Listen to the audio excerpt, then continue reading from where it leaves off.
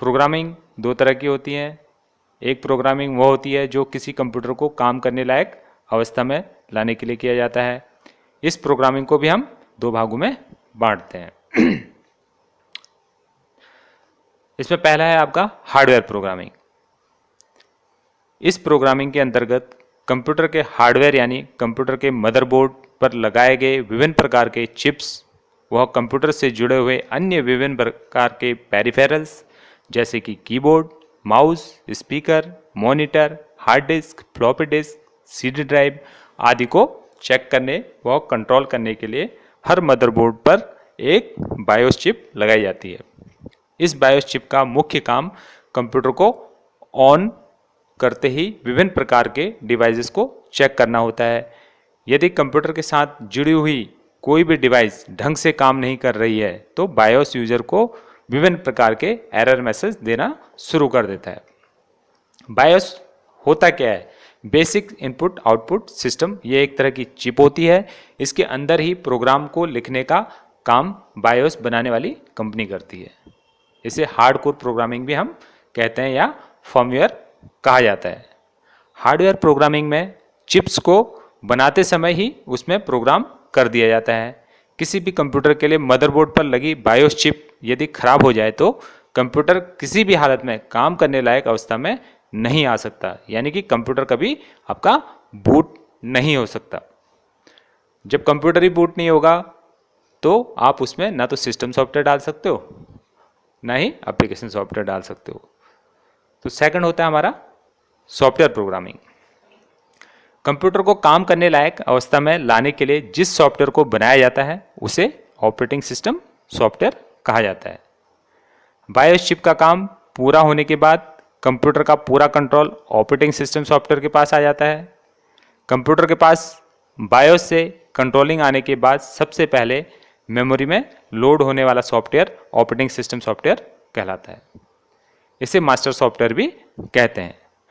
जैसे कि आपको पता ही है आज विभिन्न प्रकार के ऑपरेटिंग सिस्टम सॉफ्टवेयर बन चुके हैं जैसे DOS, Windows, Unix, Linux, Ubuntu, Android. इन सभी सॉफ्टवेयर का मुख्य काम कंप्यूटर को बूट करके यूज़र के काम करने योग्य अवस्था में लाना होता है बेसिकली। दूसरी प्रोग्रामिंग वह प्रोग्रामिंग होती है जिसमें कंप्यूटर हमारी बात को समझता है और हमारी इच्छा अनुसार काम करने के लिए हमें परिणाम देता है और इसी प्रोग्रामिंग को हम एप्लीकेशन सॉफ्टवेयर कहते हैं। हम किसी भी ऑपरेटिंग सिस्टम के लिए किसी भी भाषा में जब कोई प्रोग्राम लिखते हैं तो वास्तव में हम एप्लीकेशन सॉफ्टवेयर ही लिख रहे होते हैं। एप्लीकेशन सॉफ्टवेयर का मुख्य काम किसी विशेष समस्या का समाधान प्रदान करना होता है, जैसे कि आपका MS office, Corel Draw, page maker, Photoshop, tally आदि कई तरह के सॉफ्टवेयर आपके एप्लीकेशन सॉफ्टवेयर के उदाहरण हैं जो हमें किसी विशेष समस्या का समाधान प्रदान करते हैं। जैसे हमें फ़ोटो एडिटिंग के संबंधित कोई काम करना हो तो हम फोटोशॉप जैसे एप्लीकेशन सॉफ्टवेयर का प्रयोग करते हैं, या फिर हमें कोई बैनर पोस्टर्स बनाना हो तो हम कोरल ड्रॉ संबंधित सॉफ्टवेयर का काम करते हैं। तो यहाँ तक जो है आपका दो तरह के हमने आपको प्रोग्रामिंग बताई और इससे आगे हम फिर आपको बताएंगे, अभी इंट्रोडक्शन कराएंगे आपका लैंग्वेजेस से। अभी क्या हैं लैंग्वेजेस, इसको हम विस्तार पूर्वक आपको बताएंगे। दो व्यक्तियों के बीच संवाद, भावनाओं का, विचारों का आदान प्रदान का माध्यम या विचारों के आदान प्रदान करना, ये क्या है आपका लैंग्वेज कहलाता है। हम लोगों तक अपने विचार पहुंचा सकते हैं, अन्य लोगों के विचारों को हम ले सकते हैं या लाभ प्राप्त कर सकते हैं। इसके लिए जरूरी है कि संवाद स्थापित करने वाले दोनों व्यक्ति के बीच संवाद का माध्यम समान हो। यही संवाद का माध्यम भाषा कहलाती है। अलग अलग स्थान पर राज्य, देश, परिस्थितियों के अनुसार भाषा भी बदली जा सकती है, लेकिन सभी भाषाओं का मकसद संदेशों या सूचनाओं का आदान प्रदान करना ही होता है। ठीक इसी तरह से कंप्यूटर की भी अपनी कई भाषाएं हैं जो जरूरत और उपयोग के अनुसार विकसित की गई हैं। हम जानते हैं कि कंप्यूटर एक इलेक्ट्रॉनिक मशीन मात्र है। ये हम सजीवों की तरह सोच विचार नहीं कर सकता और न ही हमारी तरह इनकी अपनी कोई भाषा होती है जिससे हम इनसे संबंध बनाकर सूचनाओं का लेन देन कर सकें। इसलिए कंप्यूटर को उपयोग में लेने के लिए हमें एक ऐसी भाषा की ज़रूरत होती है जिसमें हम हमारी भाषा में कंप्यूटर को सूचनाएं दें और कंप्यूटर उसे उसकी भाषा में समझ के हमें मनचाही सूचना का परिणाम हमें हमारे हिसाब से प्रदान करें। तो इसके लिए हमें विभिन्न तरह के कंप्यूटर लैंग्वेजेस पे ध्यान देना होगा। तो इसको हम लेवल वाइज डिवाइड करते हैं। कंप्यूटर मुख्यतः एक ही भाषा यानी मशीन भाषा को ही समझता है, फिर भी मोटे तौर पर कंप्यूटर भाषा को निम्नानुसार 3 भागों में बांटा गया है। हाई लेवल लैंग्वेजेस, जिसमें हम ऐसा सॉफ्टवेयर या प्रोग्राम होता है जो हाई लेवल लैंग्वेज के प्रोग्राम कोड को मशीन भाषा के लो लेवल कोड में कन्वर्ट करने का काम करता है, जिन्हें कंप्यूटर समझता है। लो लेवल लैंग्वेजेस और मशीन लेवल लैंग्वेजेस, इसे मशीनी भाषा भी कहते हैं। यह भाषा केवल बाइनरी कोड के अनुसार लिखनी होती है, इसलिए ये भाषा केवल वही लोग उपयोग में ले सकते हैं जो कंप्यूटर की सारी आंतरिक संरचनाओं को जानते हों। साथ ही इस भाषा में लिखे गए प्रोग्राम उसी कंप्यूटर पर चलते हैं जिस पर ये लिखे जाते हैं। एक बहुत ही कठिन भाषा होती है। उसके बाद बात करते हैं मिडिल लेवल और असेंबली लैंग्वेजेस की। इन्हें असेंबली भाषा भी कहते हैं। इस भाषा में सामान्य अंग्रेजी के शब्दों को उपयोग में लेकर प्रोग्राम लिखा जाता है। इसलिए यह भाषा उपयोग में मशीनी भाषा से सरल होती हैं, लेकिन फिर भी काफ़ी जटिल होती हैं। इसमें एक असेंबलर होता है जो सामान्य अंग्रेजी के शब्दों को मशीनी भाषा में बदलने का काम करता है ताकि कंप्यूटर उसे समझ सके।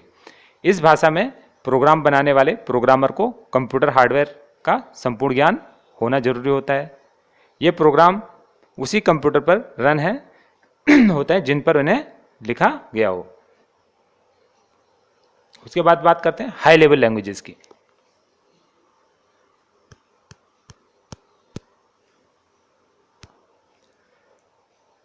ये हमारे आज के वातावरण में उपयोग आने वाले भाषाएं हैं। ये भाषाएं इतनी सरल हैं कि कोई भी सामान्य व्यक्ति इसमें प्रोग्राम बना सकता है। इसमें सारे के सारे कोड अंग्रेजी में लिखे जाते हैं। वह इसमें एक कंपाइलर होता है जो सीधे ही प्रोग्राम को मशीन कोड में बदल देता है। बात करते हैं असेंबलर की। असेंबली लैंग्वेजेस में लिखे गए प्रोग्राम को मशीन भाषा में बदलने का काम असेंबलर करता है। ये एक ऐसा सॉफ्टवेयर होता है जो किसी टेक्स्ट फाइल में लिखे गए विभिन्न असेंबली कोड को कंप्यूटर की मशीनी भाषा में कन्वर्ट करके कंप्यूटर के सीपीयू पर प्रोसेस करता है। कंप्यूटर का सीपीयू उन कन्वर्टेड कोड को समझता है और हमें हमारा वांछित परिणाम उस भाषा में प्रदान करता है जिस भाषा को हम समझ सकते हैं। यानी सीपीयू में हमें सामान्य इंग्लिश भाषा में प्रोसेस्ड रिजल्ट प्रदान करना कहते हैं। बात करते हैं कंपाइलर एंड इंटरप्रेटर की। कंपाइलर व इंटरप्रेटर भी हाई लेवल प्रोग्राम कोड्स को मशीन भाषा में बदलने का काम करते हैं, लेकिन दोनों के काम करने के तरीके में कुछ अंतर है। कंपाइलर पूरे प्रोग्राम को एक ही भाषा में मशीनी भाषा में बदल देता है। वह सभी एरर को डिबग करने के बाद एक एग्जीक्यूटेबल प्रोग्राम फाइल प्रोवाइड करता है जो कि एक मशीन लैंग्वेज कोड फाइल होती है। इस मशीन लैंग्वेज कोड फाइल को फिर से कंपाइल करने की ज़रूरत नहीं होती है, जबकि इंटरप्रेटर प्रोग्राम की हर लाइन को हर बार मशीनी कोड में बदलता है, जिससे एक इंटरप्रेटेड प्रोग्राम को हर बार रन करने के लिए इंटरप्रेट करना जरूरी होता है। HTML code file interpreted program का एक उदाहरण है जिसे हर बार रन होने के लिए वेब ब्राउज़र इंटरप्रेटर की ज़रूरत होती है। तो ये तो थे हमारे लैंग्वेज और उनके प्रकार। आगे के वॉइस में हम बात करेंगे किस तरह से जो है आपका कंप्यूटर प्रोग्राम्स और हमारे रियल जो एनवायरनमेंट में जो थिंग्स हैं इनके बीच में क्या सिमिलरिटीज़ हैं। तब तक के